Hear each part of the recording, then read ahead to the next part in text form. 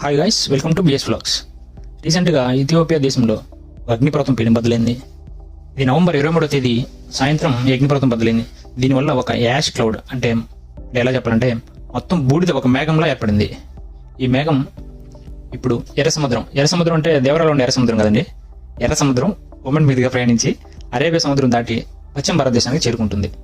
పశ్చిమ భారతదేశం అంటే దీని ప్రభావం మెయిన్గా మహారాష్ట్ర, ఢిల్లీ, పంజాబ్ వీటి మీద ఎక్కువగా ప్రభావం ఉంటుంది.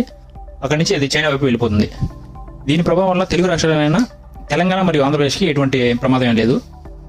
కానీ దీనివల్ల ఆకాశంలో బూడిద ఉండడం వల్ల విమాన ఇంజన్లకి చాలా డ్యామేజ్ జరిగే అవకాశం ఉంది.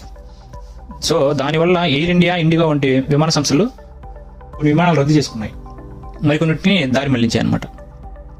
ఈ బూడిద మేఘం అంటే యాష్ క్లౌడ్ భూమికి 15,000 నుంచి 45,000 అడుగులు ఎత్తులో ఉండడం వల్ల నేల మీద ఉన్న ప్రజలకు ఎటువంటి ఇబ్బంది లేదు.